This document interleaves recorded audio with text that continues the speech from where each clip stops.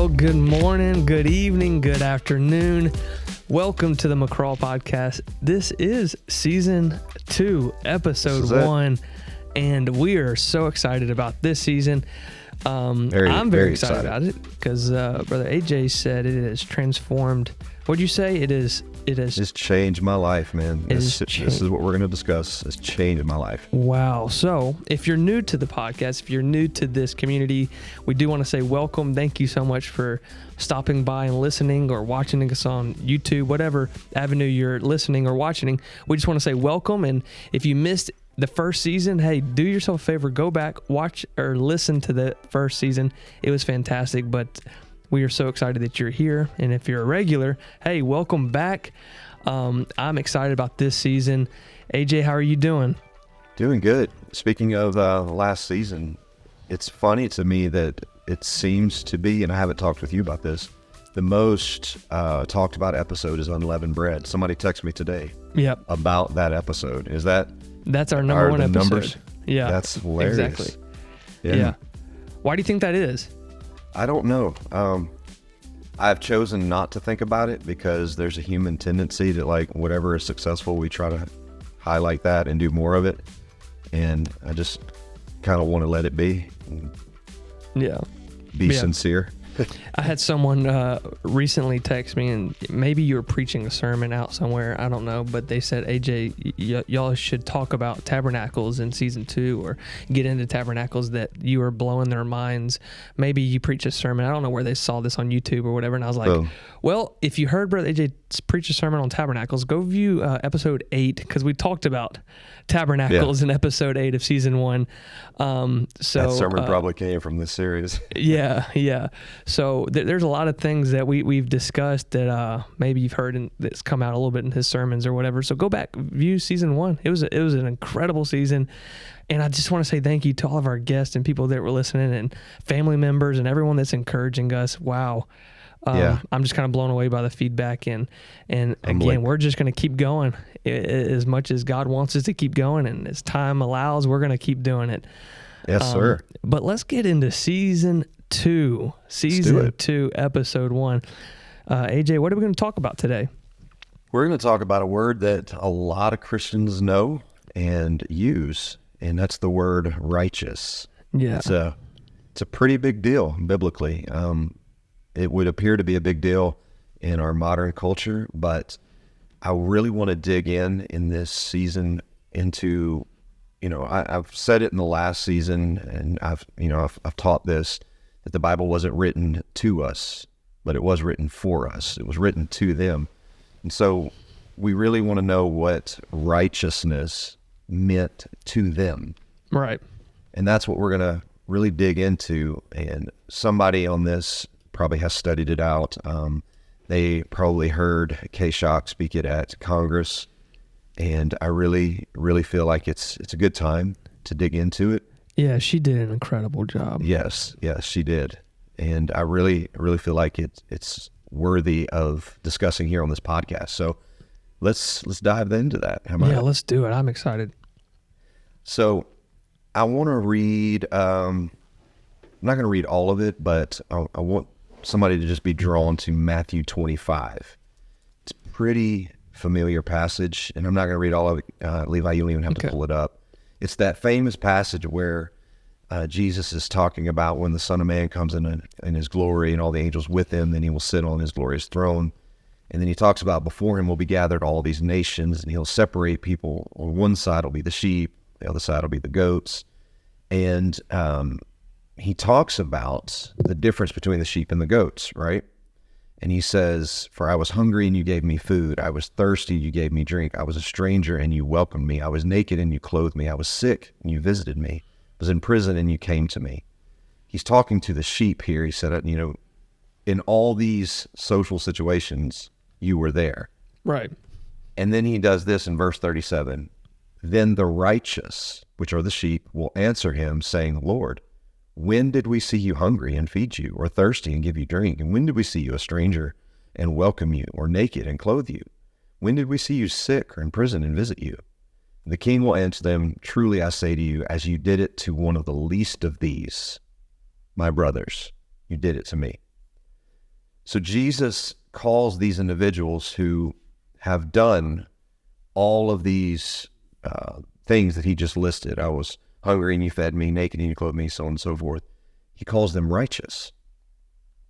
So this passage right here is going to be the driving theme of this season that we're going to be discussing righteousness.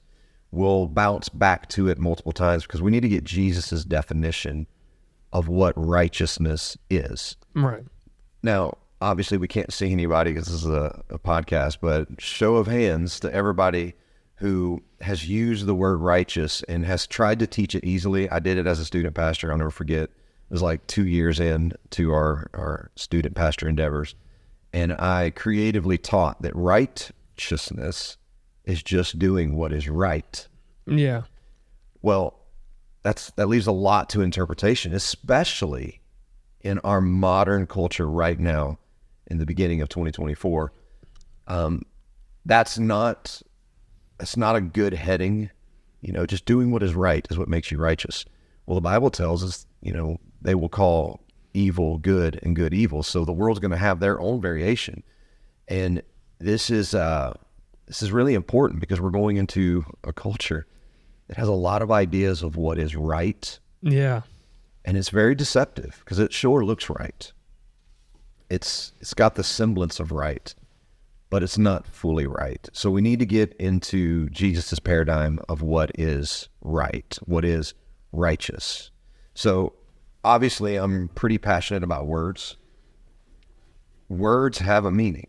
And, somebody listening to this is probably like, duh. But yeah. Words have a meaning, but the longer that word exists, we have a great danger of getting further and further away from what that word originally meant. Like terrible is a great example. Mm-hmm. Terrible wasn't terrible. That's why your King James Bible will use the word terrible, but it's used in a positive sense. It would be our version of awesome. Mm. But today, terrible means something, images of devastation come. Right. But that's not the original. We've kind of gotten away from that word vanity in Ecclesiastes. That word in the ancient English, not ancient, but the old English was, it is superfluous. It is, like a vapor. There's no substance to it. Right. But today, vanity, first thing you think of is social media and, everyone thinking about themselves. They're vain. Words have a meaning, and righteousness, unfortunately, has developed some baggage. Yeah. So we're going to, if we're going to give like a theme to this particular episode, I would like to just call it paradigm shift, because we're going to really be moving a lot of people's paradigms, a lot of Christians' paradigms, because righteousness may have some baggage. It may have attached to it how many days you fast. I fasted this many days, I'm a righteous person. That may be latched on to, your definition of righteousness, or the clothing you wear. That may be attached to your variation of righteousness, or your church attendance, or XYZ, some external important value. And these are all good. And this is where I want to talk about why that word, how we got to where we are today with that word righteous. So Okay. all of those things have merit. I don't want somebody listening to think that like, Brother AJ is like going woke and he's tearing all this apart. All of that has value and it's culmination, but I want to get to the heart, to the motive. Yeah. Okay. Let's get to the motive of righteousness. And all those things I just mentioned, the clothing you wear, all of that is a little part of righteousness. But if your motive's wrong, it's no longer righteous. Wow. Okay. So Yeah. you'll understand more of what that means. So let's dive into that. So to really grasp what Jesus was saying, we need to be fully acclimated in our minds to the culture and what the word righteous meant to those disciples that Jesus was talking to in first century Israel. So the biblical Hebrew word for righteousness is, you ready for it? You ready? It's a fun word. Tzedakah. Tzedakah. Okay, that's the Hebrew word for righteous. Okay. It's an important word, and we'll look at what it means. It's a more specific than just doing right. There's specificity to it. Here's the specific idea behind tzedakah. It's an ethical standard that refers to right relationships between people. It's about, here's the specificity of righteousness. It's about treating others around us as the image of God and giving them the God-given dignity that they deserve. That's the specific qualifications of the word righteous. So that's important because it's really about how we're treating the people around us, which we see now, understanding that definition, why Jesus was saying, I was naked and you didn't clothe me. I was in prison and you didn't visit me. I was hungry and you didn't feed me. You see now why he's drawing out this illustration. Then the righteous will say, when were you naked? When were you? He said, when you did it to these people, your fellow imagers, it was like you were doing it to me. Wow. So righteousness is dependent on how you treat people? Yes. Wow. So I don't want to give too much away. I'm kind of that preacher. I don't want to show my hand too early, but I feel like I need to so that I don't lose somebody on this episode. No. So let me just speak quickly to clothing. Yeah. Okay. There's big debates about, why is the Bible so passionate about modesty? Let's maintain the idea of righteousness, and let's get to the heart of the matter. Let's just we'll use both men and women, okay, because that's important. A woman covering her body, her motive should not be to appear righteous. Her motive should be, I don't want my brother to stumble. Yeah. It's not about your self-righteousness. It's not about your image. It's about your fellow man's image. Now, a woman could cover her body. A man should cover his eyes. If there is a woman who does not have that standard, whether she doesn't understand it yet, doesn't have the revelation of it, whatever the case may be, I don't know. The man still is like, well, she's not being righteous, so I'm not going to be. No, you cover your eyes. Why? Not to appear righteous, not to brag about it at a conference. I've never looked at a woman. That's not the motive. The motive is that woman over there is the image of God. And by looking at her in an unclean way, you have just reduced the image of God down to an object to fulfill your lust. You see the motive. So doing right gets us there. Yeah. But we need to know the full definition of the word. Righteousness is an ethical standard, okay, that refers to right relationships between people. It's about treating others as the image of God with the God-given dignity that they deserve. This was a paradigm shift for me because I went through my life and looked at every standard that I had. Right. And weighed it against the motive of righteousness. And here's what I discovered. True, just honesty here. I was righteous in appearance, but motive was flawed. Wow. A majority of the standards were not in place for how it would assist or help my neighbor. Yeah. There's standards that I don't hold. There's certain things that my brothers or sisters around me, they have a standard about these things that I'm not convicted one way or the other. Right. But I do them when I'm around them because that's my brother.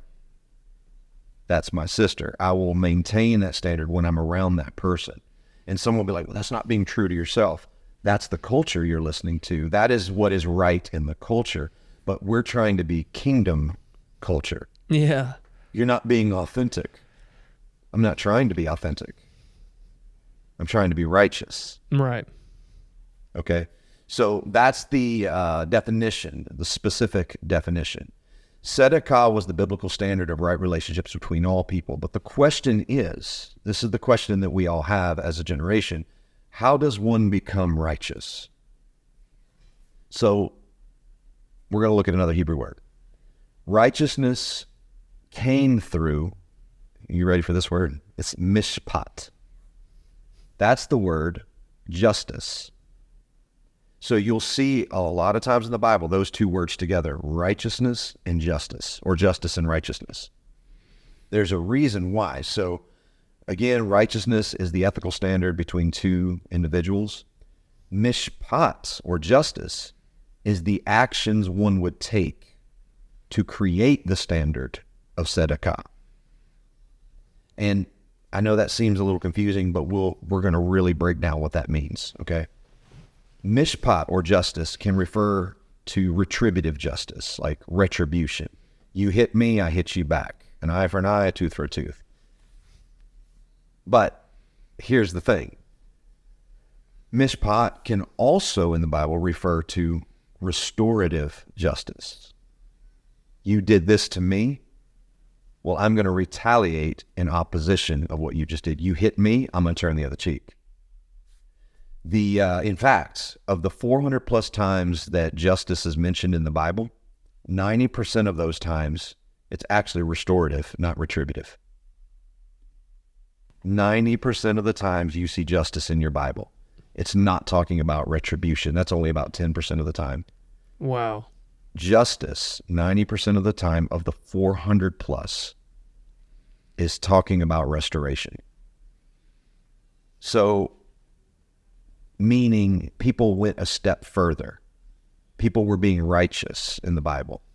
They were actually seeking out broken individuals who were being warped and distorted, taking advantage of, and they would come alongside them and help. We have a word for this in our modern culture. We call it charity. Yeah. Or philanthropy. Now, let's look at a biblical example of this. If you can pull up for me Job 29. And let's start at verse 12, and we'll read a few verses. This passage will really solidify everything that was just said. So listen to what he says. Now, this is Job's kind of like calling God to the courtroom. Job has finally snapped, and he's like, had it. Yeah. I always laugh at the people who are like, Job didn't question God. And I'm like, yeah, not at the beginning, but he totally did. Yeah. He went completely human. But this is what he says, as he's questioning God. He's like, I delivered the poor who cried out, the fatherless and the one who had no helper. The blessing of a perishing man came upon me, and I caused the widow's heart to sing for joy. I put on righteousness, and it clothed me. What is Job doing here? He's saying, God, I was a good dude. Right. And listen to his definition of being a good dude. Scroll back up to verse 12. He says, I delivered the poor. Yeah. I took care of the fatherless. I went and assisted. I was a blessing to the perishing man. I caused the widow's heart to sing for joy. God, why did all this bad junk happen to me? I put on righteousness, and it clothed me. My justice, my mishpat, was like a robe and a turban. I was eyes to the blind, and I was feet to the lame. I was a father to the poor, and I searched out the case that I didn't know. I broke the fangs of the wicked and plucked the victim from his teeth. He's really trying to reconcile, why do bad things happen to righteous people? Right. This isn't, God, I am, essentially what he's doing is he's saying, God, I'm more righteous than you. I am far more just than you are. How could you let this happen? And he gives God his resume of all that he had done. And he's like, this isn't fair. Right. To show this kind of generosity and hospitality would declare somebody like Job going and looking after the fatherless and taking care of the widow and seeing to those that were, taken advantage of. They were called Sadiqs. That's the form that it takes. The word righteousness is tzedakah, but a righteous man would be called a Sadiq. this is important. Somebody might have heard it. Remember the king, Melchizedek? Yeah. Yeah, his name was Sadiq. Melech is the word king, and the second part of his name is Sadiq. He's the king of righteousness. You know, and kind of like a giveaway here. Later on, we're going to talk about Jesus, who was of the order of Melchizedek. Jesus was the king of righteousness. So Job is mad at God, and he's like, you're not righteous. Well, God would prove otherwise because he would put on flesh and show how righteous he was.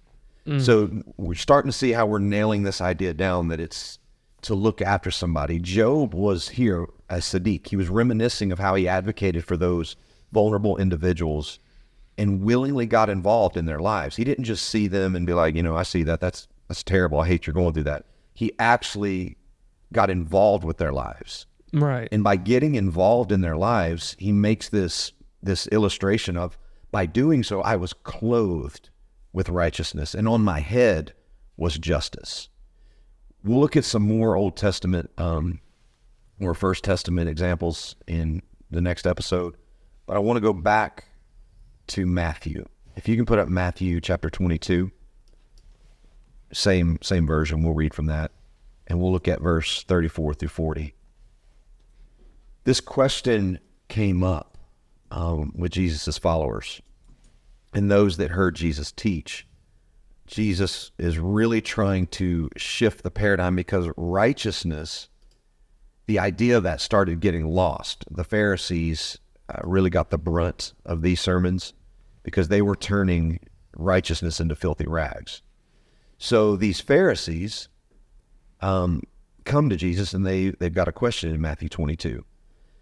It says in verse 34, but when the Pharisees heard that he had silenced the Sadducees, they gathered together. Then one of them, a lawyer, you know, that's a guy who's skilled in the law. This guy knows his Tanakh. Right. He's been reading it his whole life. He asked him a question, testing him, saying, Teacher, which is the great commandment in the law? Jesus said to him, you shall love the Lord your God. He quotes Deuteronomy right here. You shall love the Lord your God with all your heart, with all your soul, with all your mind. This is the first and great commandment. And the second, though, this is the paradigm shift right here. This is what they have never heard anybody teach. He shifts their paradigm, and he's like, but hold on, before you start patting yourself on the back because you've been doing that, here's the litmus test if you actually have been loving the Lord your God with all your heart, soul, mind, and strength. Because there's a mirror side to it. You shall love your neighbor as yourself. Wow. So you can almost feel the air getting sucked out of the room in this text. His response would not have been surprising at all in verse 37 when he quotes their daily prayer that they pray in their Shema, Deuteronomy 6:4. Right. He mentioned to them that this was the first and great commandment, and they're like, yeah, bro, we know that. We've been doing it. That's We easy. Yeah, we're abiding by the law. They were questioning him, and they would have felt righteous in this moment. We're doing that. But Jesus quickly surprises them, as he does multiple times in the Gospels. He surprises them with the next statement that would have shocked them to their core. He's like, hold up. There's a second law, and it's a perfect mirror to the one that we just discussed. And he quotes Leviticus chapter 19, verse 18. You shall love your neighbor as yourself. Wow. Now remember, we opened up this lesson with, when? When were you naked? When were you hungry? When you did it to them, you did it to me. Wow. If you love me, it should stand to reason that you will love what's made in my image. That the litmus test of your righteousness is how you're treating people around you. I don't understand, Jesus. Well, greater love hath no man than this. Then a man laid down his life for his friends. The next verse, Jesus actually says, and you are my friends.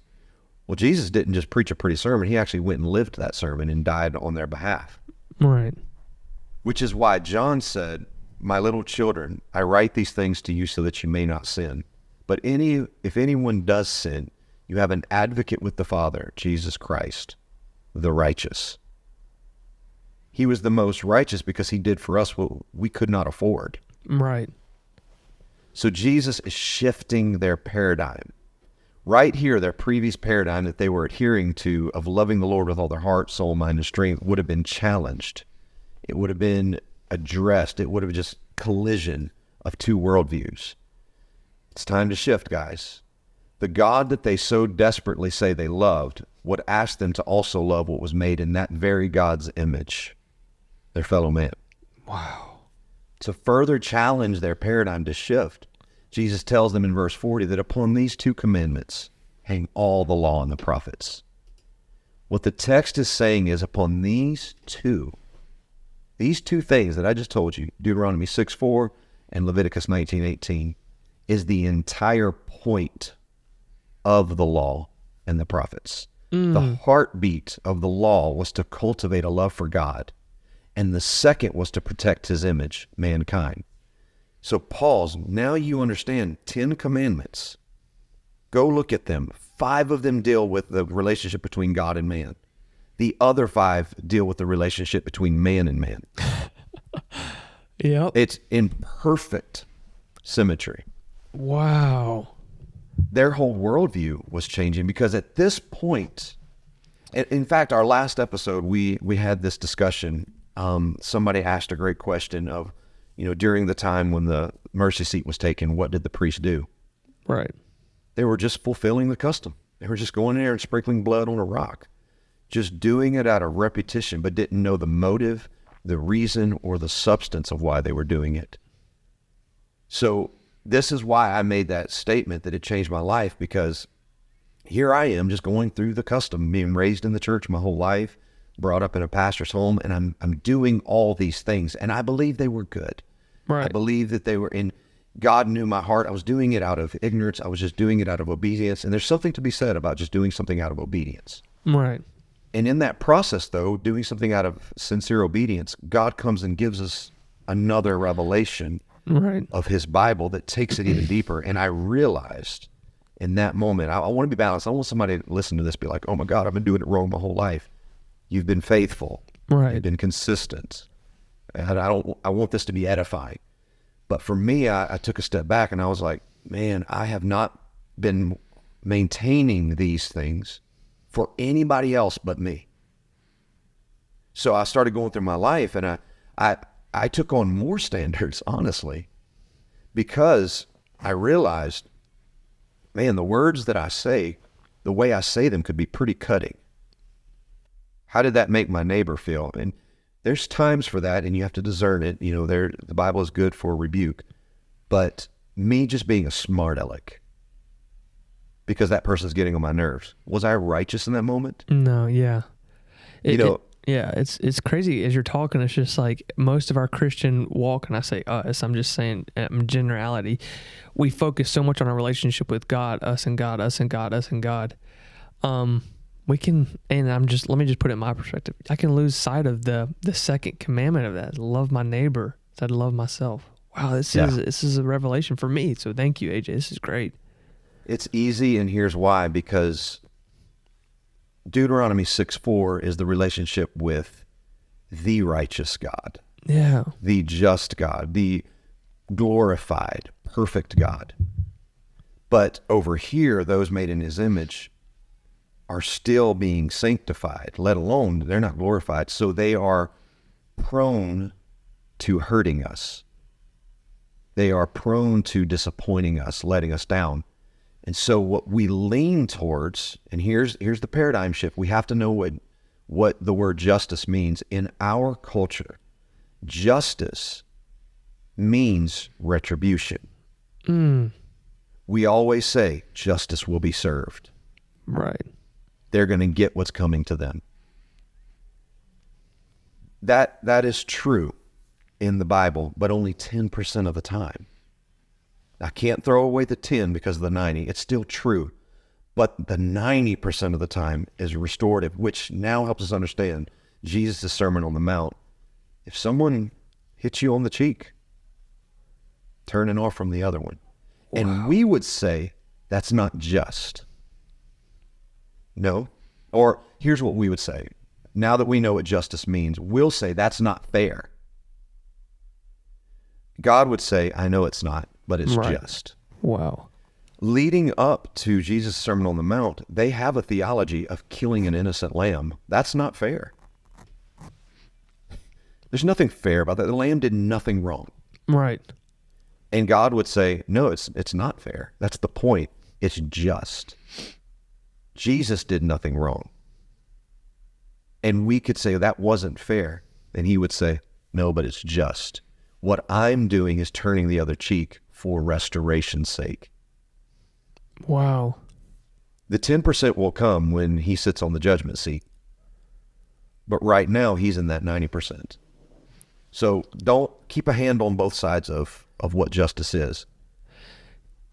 Because like I'm thinking about him dying on the cross. It wasn't fair for him to die on the cross. No. But that Justice will be served.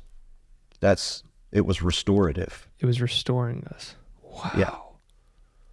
So let's talk about paradigm for a minute. Let's just kind of like explain what a paradigm is. Yeah. Because I don't want to assume that everybody knows what that is. So a paradigm theory is a general theory that helps to provide scientists that are working in a particular field, whatever that field may be. It could be medicine, it could be string theory, whatever it is. A paradigm provides them with their framework, their theoretical framework. So it's providing them with their basic assumptions, their key concepts, the methodology. That's their paradigm. It gives their research its general direction and its goals. So an example of this, because I know that sounds a little wordy, but an example of a paradigm within the science would be Ptolemy's geocentric model of the universe. So Ptolemy believed that the earth was at the center of the universe. Okay, that was his paradigm. All of his math, all of his theories revolved around that idea, that paradigm. The earth is at the center of the universe, all the planets and the moon, the sun. When the sun raises, it's because the sun is going around the earth. That was his paradigm. And you could see how he got there, right? Just standing here on this terra firma, watching the sun rise in the east and setting in the west, it looks like it's revolving around us. Well, a paradigm shift occurs when another idea or methodology replaces the former one. Ptolemy's paradigm shifted when Copernicus, his theory stated that the sun was at the center of the universe. This was called the heliocentric model. And here's what happened. Here's where it gets crazy. Here's where history is a great tale for us. We need look no further than our past to determine our future. You know what happened when Copernicus came and offered a different paradigm? He got excommunicated from the church as a heretic. That's what happened. They're like, you are nuts. You are insane. And somebody could say, why does it matter? Who cares if the sun's at the center of the universe or the earth is? Space travel cares.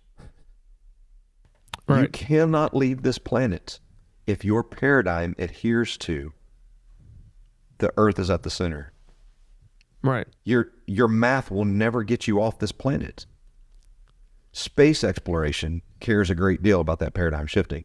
So somebody's saying, why does it matter that our paradigm shift when it comes to the idea of righteousness?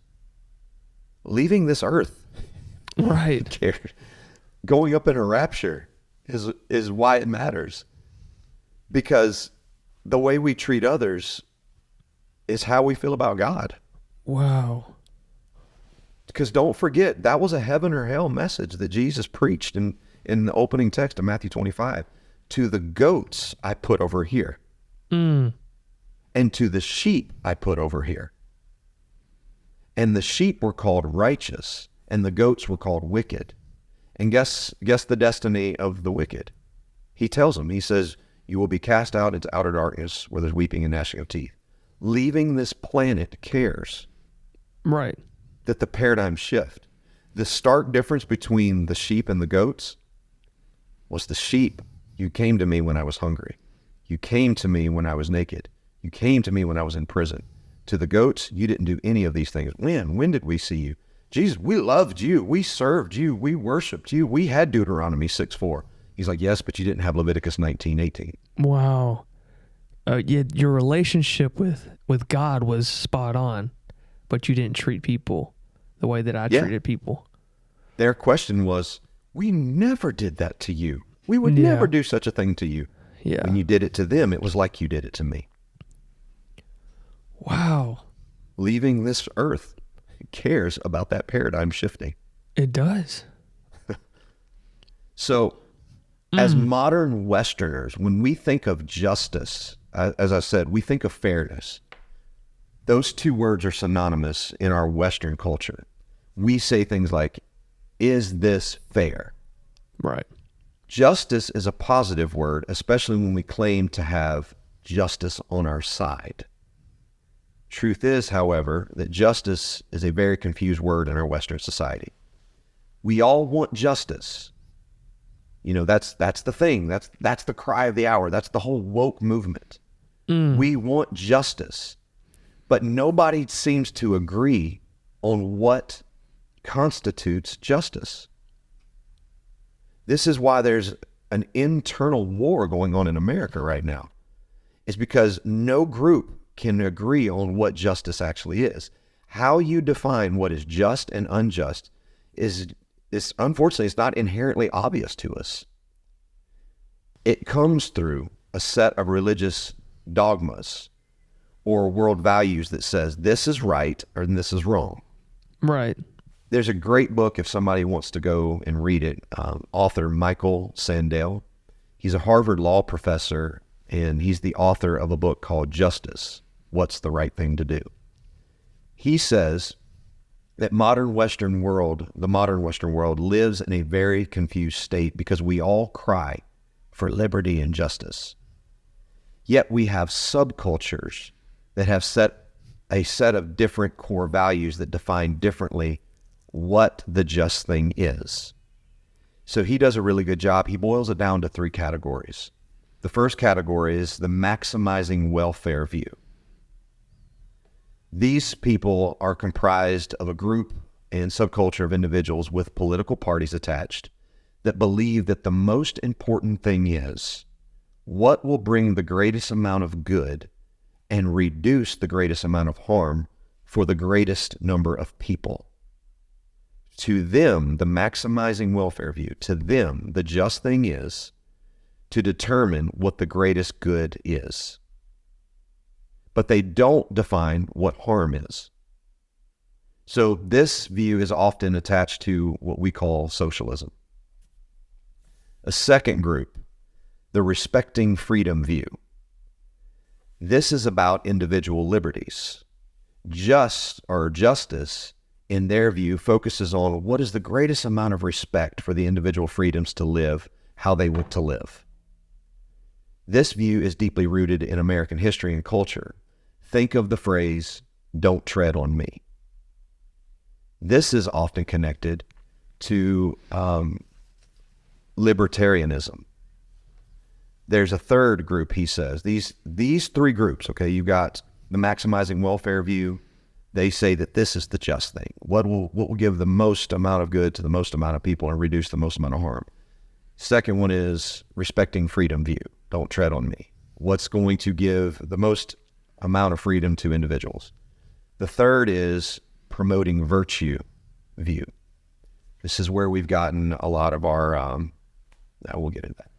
Justice is what shapes the society in their view. Justice is what shapes the society to act as they ought to act in accordance with moral virtues. There is a vision that humans ought to behave this way. There is an agreement on what those virtues are, and the society will be just when they are pushing people towards those virtues. This view lines up closely to the biblical viewpoint. However, there are wide varying opinions on what the moral rules are. This is where we get different religions and denominations of religions. This is often connected to what we call conservatism. As long as these 3 groups are in America, we'll never agree on what the just thing is. Right. To get to the just thing, everyone has to agree on the Word of God. And someone listening can be like, well, that's your view. I would retort and say that's not mine, that's God's view. Right. So to put this into context, these three ideas comprise the whole of America. Each one has a vastly different view of what is just or fair. It's no wonder we fight so much. It's no wonder we can't get along, because we have ventured away from what is righteous and what is just. And if we don't have a revival, and I can't speak on behalf of America, Right. to someone listening as a Christian, you have got to get back to what is righteous, so as to go into this world and into these subcultures and make a difference by sitting at dinner tables with them and being righteous, doing the hard work. It becomes extremely important for us as Christians to check these views at the door and agree upon a biblical viewpoint. Why? Buckle up. We're not Republicans. Right. We're redeemed. We're not Democrats. We're disciples. Mm. We're not independent. We are dependent on Christ. Right. This is not a democracy. It is a theocracy. Nobody voted Jesus in. Yeah. He came in and said he's king, and you don't get to accept that. This whole I accept you as my Lord and Savior, you don't get an option. He's king whether you like it or not. Mm-hmm. There is no accepting him. He is king. Nobody voted him in. We have to identify with what he called righteous. We associate with his kingdom.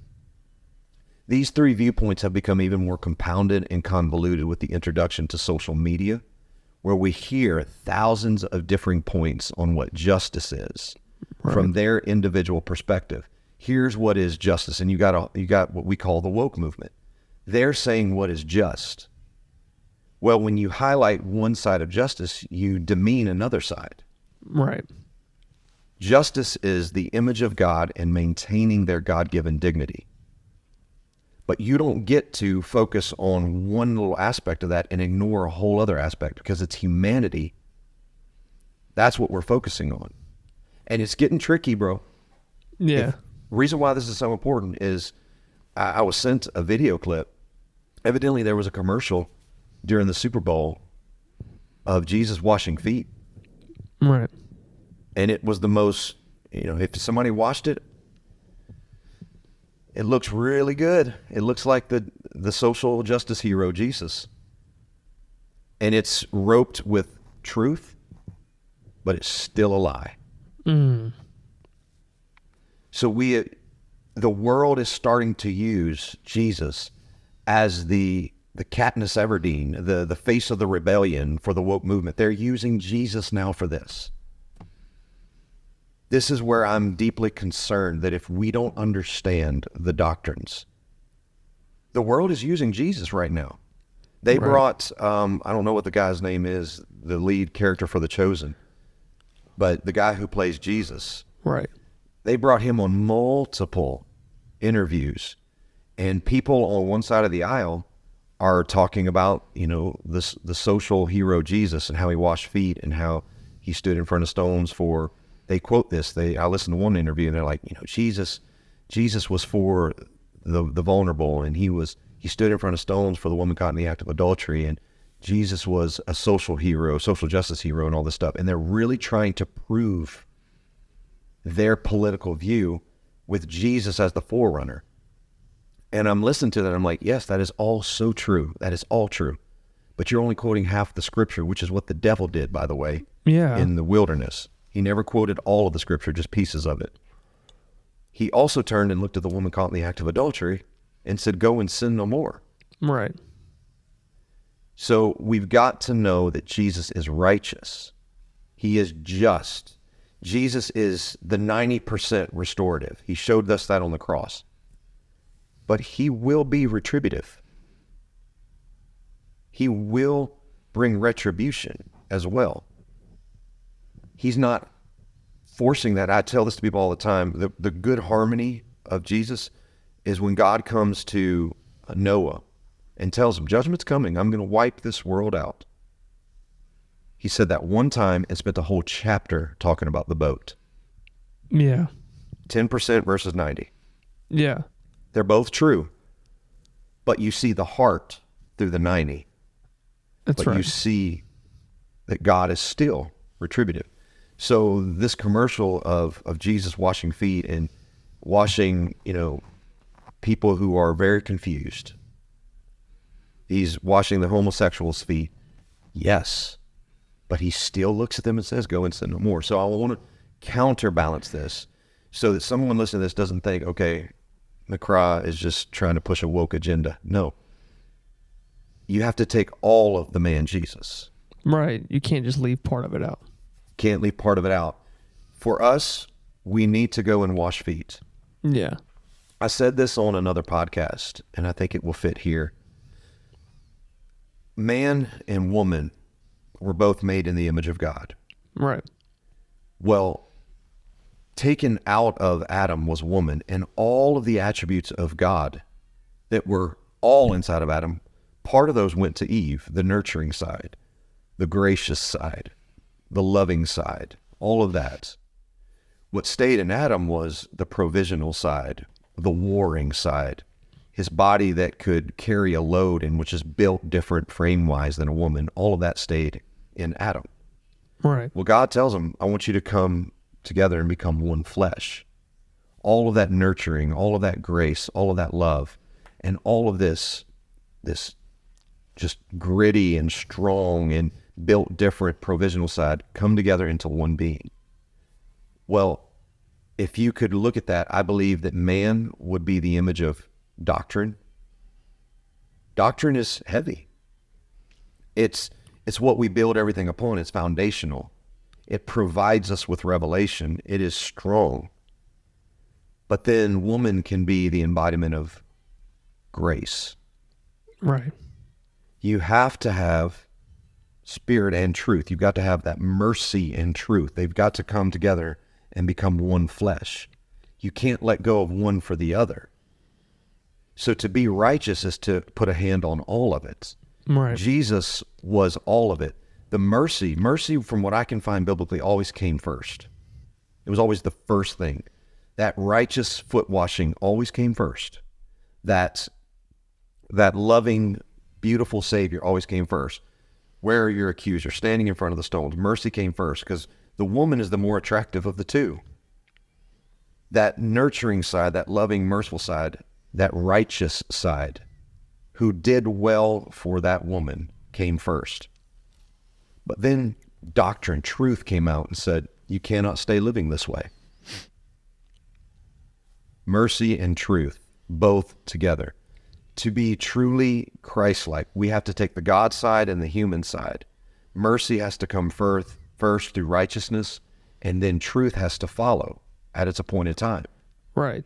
Don't let go of one or the other, because we've seen it. We've seen the churches that are all mercy. They're an effeminate church. There's no truth. There's no doctrine there. Anybody can do whatever they want to. You feel really welcome, and it's a really fun church to attend, but there's no change. Right. But then you go to all truth, no mercy. And man, you feel beat on. You feel there's no love, it feels like. there's no love in that church. Right. And it's a strong, just all the man side of the church. And it can come across as abusive. But if you can get both of those, you can have a kingdom church. And I want to look on the side. The righteousness has to come first. We're really going to dig in future episodes and really nail all this down and make it practical. But the paradigm has to shift. Where we have got to do a better job is righteousness has to come first. I know you've got opinions. I know you do. All of us have opinions, and we know what is true. But that often comes first before that person even knows that we care about them. Right. Turn the other cheek. Somebody slapped you with their political preference. They slapped you right across the face with their political preference. Turn the other cheek, wash their feet, and then tell them the truth. Don't let go of either side. You got to hold both. I am a firm believer in doing it the Jesus way, the full way. I want all of the man Jesus, not just the mercy side, Right. not just the driving people out with the whip side. I want the harmony of both. And one of the ways that we show mercy first is through righteousness, because righteousness is not, it's not your version of what is right. It's not your 21-day fast. Right. It might be, maybe you fasted 21 days for somebody that was sick. Right. There your motive was righteous. But if your 21-day fast was so that you could be more spiritual, I question your righteousness. Wow. It feels a little bit like, did we not cast out devils in your name? Did we not perform miracles in your name? Right. Did we not prophesy in your name? Man, I fasted 21 days and I've reached another level. He's like, yeah, you reached another level, but you never reached your neighbor. Oh my. This changed my whole why I give, where I give, where my finances go, what I do with my finances, my motives. It changed my entire motive, the way I speak to my children, the way I speak to my wife, the way I preach.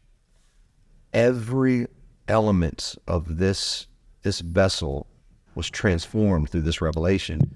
When I sat down and I asked myself, I'm not righteous. Yeah. I have an appearance of godliness. And I know we quote that all the time. You have an appearance of godliness, but denying the power thereof. Power is another word that has lost its original meaning. Paul has already established what the power of Christ is. It's the work that was wrought on the cross, is what he says in Ephesians 1. His power is what he did on the cross. So denying the power thereof, you have a form of godliness, but you deny dying for others thereof. Wow. So, yeah, we need to establish the mindset of what is just in the kingdom. The biblical definition of justice or mishpat is connected to love, mercy, humility. Yeah. Mercy is about looking on people who are in difficult situations, and if I act in their favor and do good to them, then it's called mercy. Humility is very similar, as it's me treating someone else as more important than myself. I make their problems my problems. Humility is not just like, oh, I'm nothing, I'm a nobody. Humility is saying, my problems aren't as bad as theirs. Right. Let me go and serve them. Humility is, it's a cliche for a reason. It's not thinking less of yourself, it's thinking more about yourself less. Yeah. Justice is, in a nutshell, making other people's problems my problems while doing it in a Christ-like manner. Wow. I'll leave and we'll have some discussion back and forth, me and you, if you've got anything you want to add. But I want to end this before we go into the next episode with Psalm 146. And let's start at verse 3, Psalm 146, 3. I think this passage will strike to the heart of what we're saying. And I've got a lot to say on this topic. In fact, we'll talk about prophets in this season, because you'll notice every prophet, this is what they're talking about. They're talking about righteousness. I question modern day prophets. I'm going to get ahead of myself. I know I am, but it's caught in my crawl. I question modern day prophets who always talk about money. Yeah. And blessings coming to your house. Because every prophet I read about in the Bible tells individuals, give to the poor. John the Baptist, who Jesus said was the greatest prophet, nobody quotes this side of John. In his message, he's telling them to repent. And the Pharisees like, what do we need to do? He's like, how many coats do you have? 2? Okay, give one to the one who doesn't have one. Yeah, you're not giving to receive. Right. You're making other people's problems your problem. And that was the number one message of the prophets. Wow. Yeah, we'll talk about that more. I got a lot to say about the prophets. Yeah. So 146:3? Yes. Okay. Let's read through 10. Do not put your trust in princes, nor in a son of man, in whom, that just means human, in whom there is no help. His spirit departs, he returns to his earth. In that very day his plans perish.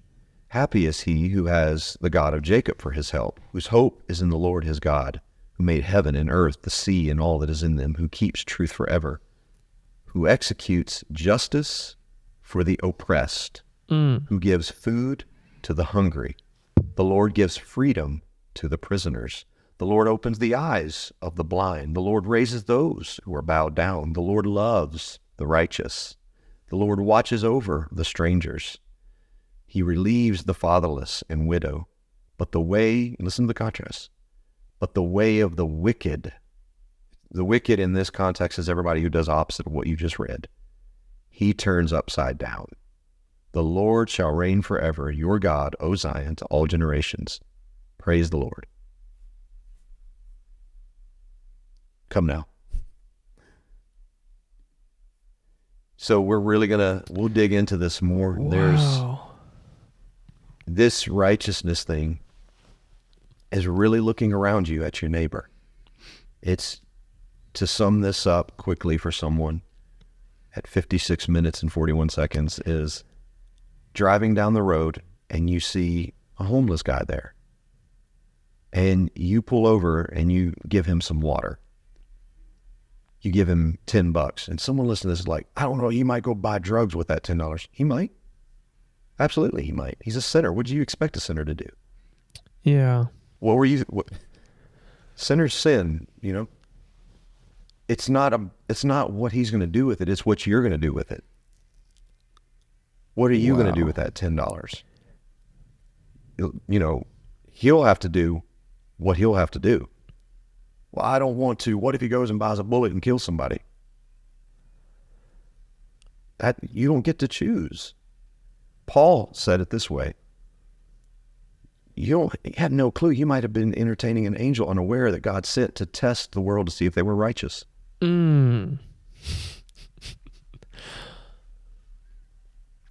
many times I've wondered this. I thought this so many times that when I think this every time now. When I drive and I see a homeless person, or it don't even have to be a homeless person, it could be a child that I didn't even smile at. I stop and I wonder, was that an angel sent that I was unaware of to test to see if I'm righteous? That's my motivation. And I don't do it, for me, the ones that I know aren't angels, my fellow brother, I want to bless them. I want to pour into them. This is why my wife and I have personally adopted and taken on multiple missionaries and home missionaries. And we've taken on Tupelo Children's Mansion and Lighthouse Ranch for Boys and all these things, because those are righteous movements. Those are righteous departments within the UPCI. Right. Taking care of these orphans and these young men who don't stand a chance. That's righteous. Right. That's what righteousness is. Wow. It changed everything, bro. My preaching, my conduct, the way I live in private, my finances. That's why I say it changed every fiber of my being to know what true righteousness is in God's eyes. The way I dress, the way I conduct myself, all of those things I still apply, but now with the motive of how is this affecting my neighbor? Wow. Because, here we are. This isn't humility, by the way. Yeah. That's not a standard in the Bible. The Bible doesn't preach that. It may not, but your neighbor sure is convicted about it. Guess what? There's no There's no Netflix in the Bible either. And your neighbor may have a deep held conviction. There's filth on Netflix. Every time I watch it, I stumble and fall. I can't have it. I don't want it. Well, when you're around them and you have no conviction of Netflix, and you have Netflix, and you're giving to their program however much it costs a month, and you're building up their kingdom while you're doing it, when you're around your brother who has a conviction, don't blast them and be like, that, my God, that's not even in the Bible. You don't have to do all that. That's the wrong motive. This is, Paul really breaks it down, and we'll look at this in a future episode. If it offends your brother to eat meat, don't do it. Refrain. Yeah. Don't do it. Like, we know We know that meat is just a steak. It's a T-bone. We know that meat was dedicated to the gods. We understand that. But if it offends your brother who just came out of polytheism and that steak was devoted to Zeus, and he sees his brother eating that same steak, he's going to be like, oh my God, I'm struggling here. Go home and eat a T-bone. Eat your T-bone at home. Because Paul's like, it don't convict you. We know that. But if it offends your brother, refrain. Yeah, don't cause your brother to stumble. I believe we would have a lot more unity. See, what we're trying to create is uniformity. Wow, everyone believe the same thing. Everybody believe the same thing. We have mistaken unity for uniformity, and here's why we've done it, because we don't have a clue what righteousness is. Right. So yeah. Or we're only trying to see, as you're talking through this, it's so much easier for us to fulfill our relationship with God one-on-one. Like, hey, God, I didn't do this, or I did this. And it's so much harder to look at the other side of righteousness, is to help our brothers or sisters. Yep. Even just on a Sunday, if we're really busy, if you're in ministry and you're working and you're trying to make sure the church is running and doing different things, I'm speaking on my perspective, taking 10 minutes to talk to somebody that is trying to talk to you is a lot more important than making sure a certain light is turned on. Yeah. That's righteousness, because maybe they needed that 10 minutes just to connect with someone, or at a gas station, or at a grocery store. You just got done praying. You just got done praying at a prayer meeting, a week of prayer, 21 days of fast, and you got done praying at a prayer meeting, an hour connecting with God. You're tired, you're ready to go home, and you have to stop by the grocery store, but you bump into someone and you don't want to give them the time of day, because you're just trying to get home, because you connected with God, which was a good thing. That's what you're supposed to do.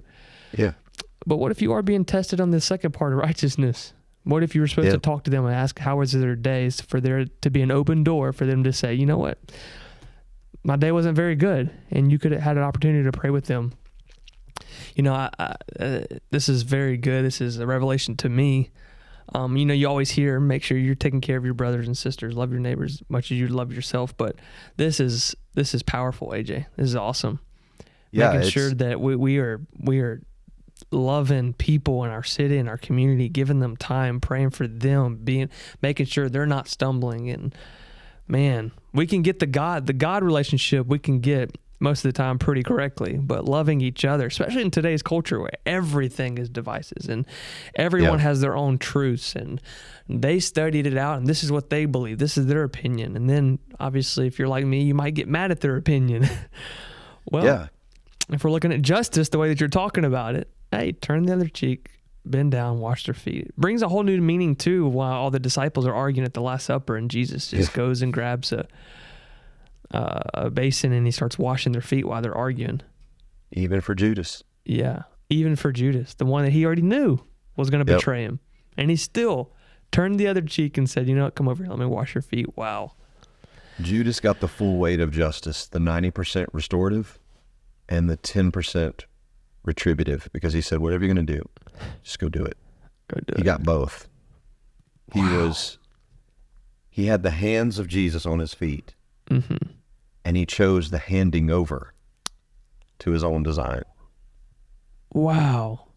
That's powerful. The great tragedy of the life of Judas is to have his hands, you chose to be handed over instead.